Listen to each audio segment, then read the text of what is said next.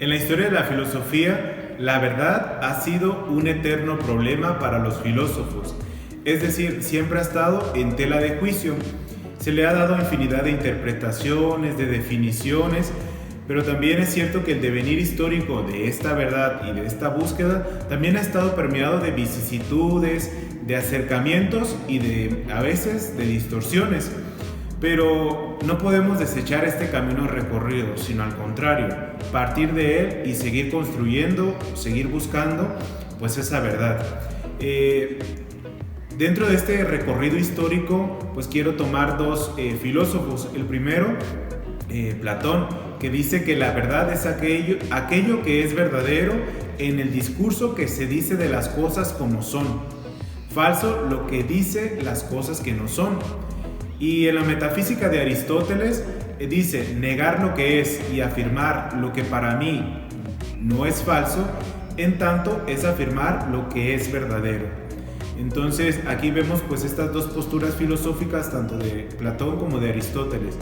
Con esto pues podemos llegar a un primer acercamiento de esta verdad, es decir, la verdad está en el pensamiento o en el lenguaje y no en la cosa en sí.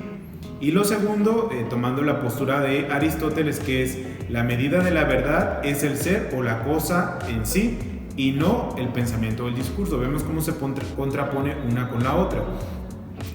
De aquí que llego a esta pregunta que yo he problematizado, que me ha llevado a la búsqueda de lo que es la verdad y decir cómo sé que lo que sé es verdad en cuanto se me presentan las cosas en la sociedad, en las situaciones, en el acontecer actual, ¿verdad? Y bien sabemos o me posiciono en que la verdad es aquella revelación que se vive en dos direcciones. Primero, una revelación inmediata al hombre, es decir, desde sus sensaciones, desde sus intuiciones, desde los fenómenos. Estamos hablando de un empirismo.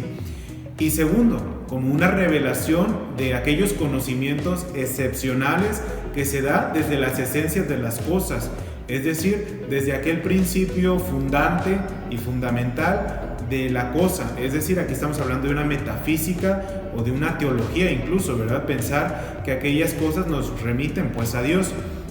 Hoy en día, pues esta verdad, las cosas como verdad, han sido puestas en telas de juicio. Y si ya lo decía anterior que ha habido vicisitudes, pues hoy más que nunca llegamos a esas vicisitudes, a ese distorsionamiento de la verdad, porque muchas veces se nos presentan las cosas como verdad, cuando en realidad no lo son, ¿verdad? Entonces los medios de comunicación, las nuevas ideologías nos están llevando a este concepto de verdad, pero que sabemos de fondo y que si llegamos hacia sus leyes naturales, a sus principios, sabemos que no es verdad, que es falso. Bueno, entonces primero estamos aquí en este primer momento de problematizar, de entender el por qué es necesario llegar a este conocimiento y decir, ¿cómo sé que lo que sé es verdad en cuanto que se me presentan las cosas en las situaciones, en los momentos que vivo actualmente?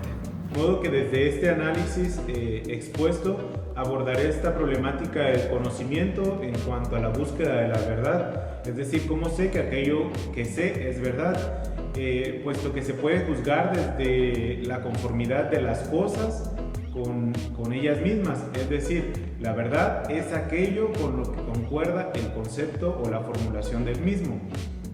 Dicho lo anterior, me afianzaré, tomaré a dos filósofos, Immanuel Kant y Augusto Comte. Primero abordaré a Immanuel Kant. Bien, podemos recordar que ha hecho aquel famoso giro copernicano, ¿verdad? Donde ya no se posiciona el proceso de conocimiento en la cosa en sí, sino ahora pasa a ser el sujeto el que es capaz de conocer la cosa, ¿verdad? Entonces vemos que en la filosofía de Kant la conformidad respecto a la ley se reduce no solo al momento formal de la verdad, es decir, el pensamiento en general, dicho de otra manera, la conformidad con las leyes generales necesarias del entendimiento. Para Kant constituye esto un examen crítico, no de los objetos de conocimiento, sino de las capacidades de conocer del sujeto, es decir, su modo de conocer. Esto lo aborda desde la crítica de la razón pura, con aquel sistema y principios de sistematización, de explicación, aquellos elementos incluso a priori que hacen posible el conocimiento humano, es decir, aquellas leyes naturales, necesarias y universales. Bien, en una disertación Kant decía que la forma y los principios del mundo sensible e inteligible, es decir, la razón y la experiencia, donde distinguimos aquel conocimiento que es por la experiencia y aquel conocimiento que es por la razón, de modo que el conocimiento no se queda solamente limitado a la propia experiencia, debiendo reconocer también un conocimiento metafísico.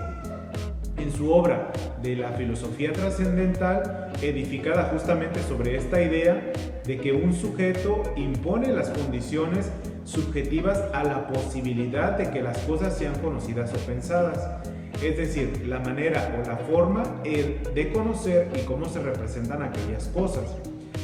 Este examen, dice Kant, que debemos de someterlo en la razón humana, ¿verdad?, para indagar las condiciones que hacen posible este conocimiento.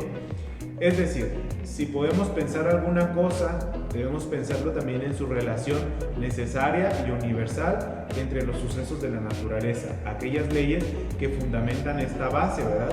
Porque si no estaríamos cayendo en un subjetivismo de la verdad, es decir, yo manejo y manipulo la verdad a mi criterio, a como a mí se me antoje, y eso no puede ser posible, sino que debe ser sobre la base de las leyes naturales generales y necesarias, cimentar, sí, la verdad desde yo como sujeto capaz de descubrir la verdad de las cosas.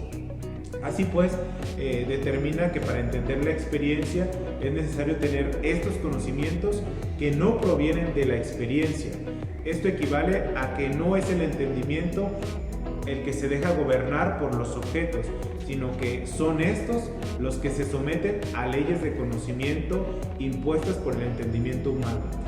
Para esto Kant lo aborda desde una pregunta que dice ¿qué puedo saber?, que lo aborda desde la teoría del conocimiento, y Kant le da una respuesta: lo que concuerda con las condiciones necesarias y formales de la experiencia, es decir, el espacio y el tiempo, él lo da como posible, es decir, como verdadero, como que nos podemos acercar a ese conocimiento de las cosas moviéndonos desde estas esferas, espacio, tiempo y las categorías que ya tiene el propio sujeto de manera natural.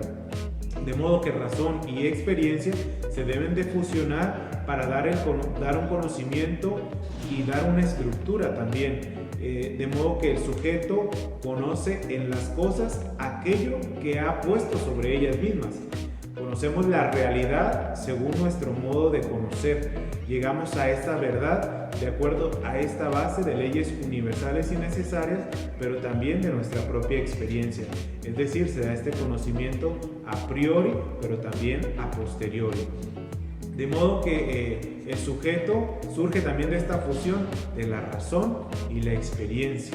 Y así llegamos pues desde esta postura de Immanuel Kant a conocer aquello que es verdad, no desde un subjetivismo, sino desde un objetivismo, es decir, desde aquellas bases naturales y también desde aquella experiencia que yo tengo sobre las cosas. Bien, y ahora en el caso de Augusto Comte, él habla sobre tres estados, ¿verdad? Pero solo quiero centrarme en el estado positivo, que es en el que de acuerdo a lo estudiado, pues entiendo que hay una relación. Bien, en el estado positivo, Augusto Comte dice que es la subordinación constante de la imaginación a la observación. El estado positivo propone sustituir la imaginación por la observación, la única base posible de estos conocimientos verdaderos y que lo hace accesible, es decir, quitar la imaginación que en los estados teológico y metafísico era como que la base, ¿verdad? Entonces ahora Augusto Comte dice no, para llegar a un estado positivo, es decir, para llegar a un conocimiento verdadero, hay que desechar de un modo la imaginación para llegar por la sensibilidad, es decir, por los sentidos, por la propia experiencia, pero que también se une con la razón. La regla fundamental del estado positivo es que toda proposición que no es estrictamente reducible al simple enunciado de un hecho particular o general no puede tener ningún sentido real o inteligible. Es decir, la observación es fuente del conocimiento y de la eficacia para transformar la realidad en productos útiles para satisfacción de las necesidades humanas, que al final pues Augusto Comte lo ve desde un estado, desde la sociología, ¿verdad? Este estado positivo, pero donde dice que la imaginación es la eficacia. Si partimos desde la imaginación, la eficacia de nuestro conocimiento será solamente especulativo, por lo tanto será estéril. Llegaremos entonces a un subjetivismo, a una verdad, digamos que a medias, a una verdad acomodada a mi criterio. Por eso es que para definir un hecho positivo, Augusto Comte dice que debe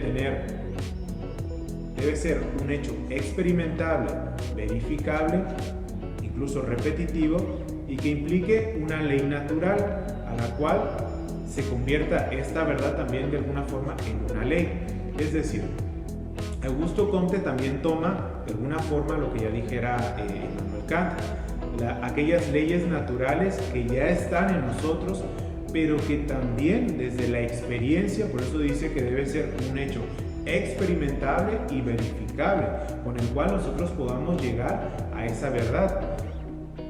De tal modo que tanto Augusto Comte como Immanuel Kant hablan sobre aquella relación que tiene que haber con aquellas leyes naturales, aquel sentido a priori, ¿verdad? Y aquella experiencia a posteriori que tenemos de las cosas para poder llegar al conocimiento de una verdad, es decir, poder yo sustentar que lo que estoy diciendo, que lo que estoy formulando es verdad.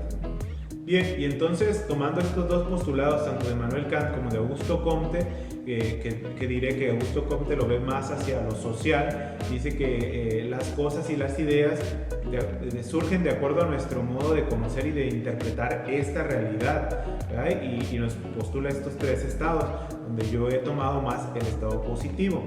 Y en cuanto a Immanuel Kant, donde dice que la razón y la experiencia se deben de unir o de fusionar para que este conocimiento que se da entre nuestras estructuras a priori y también las intuiciones, aquella experiencia sensible, nos deben de llevar a este conocimiento.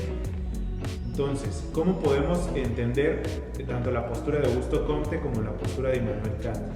Desde este giro copernicano que da Immanuel Kant, donde también Comte toma este sujeto como principal factor de conocimiento. Ya no es la cosa en sí que me dice el conocimiento, sino soy yo desde mis estructuras el que formulo algo en favor de esa cosa que estoy viendo, que estoy observando, que estoy presenciando, de ese fenómeno que se me presenta. De tal modo que el sujeto conoce en las cosas aquello que se le ha puesto de acuerdo a su propia estructura. No conocemos, dirá Kant, el noúmeno, pero sí el fenómeno que se da en la combinación de materia y forma. El sujeto impone aquella realidad, pero desde las leyes naturales, es decir, desde aquellas leyes a priori que tenemos ya en nuestro conocimiento, en nuestro entendimiento. De tal modo que, para concluir, el conocimiento sí es posible por medio de estos tres estados, pero también centrándonos en el estado positivo, que es experimentable, verificable, a veces repetitivo y que implica una ley natural, es decir, está en la base. Y en el pensamiento de Immanuel Kant dice que la razón y la experiencia se deben de unir para ser el fundamento de este conocimiento de las cosas, donde el sujeto, desde su realidad y según su modo de conocer, se impone sobre estas leyes de conocimiento. Y entonces podremos decir, ¿cómo sé que lo que sé es verdad? Pues desde aquella formulación, tanto en el lenguaje, lo pudiéramos decir, en lo experimental, en lo sensible, pero también lo que la cosa me está diciendo en sí. Es decir, cuando hay una relación entre lo que digo y lo que hago, pudiéramos decir, entre lo que la cosa es y lo que yo estoy diciendo de la cosa. De tal modo que ahí pudiera yo asegurar de que sé que lo que sé es verdad cuando hay esta relación entre el sujeto y el objeto.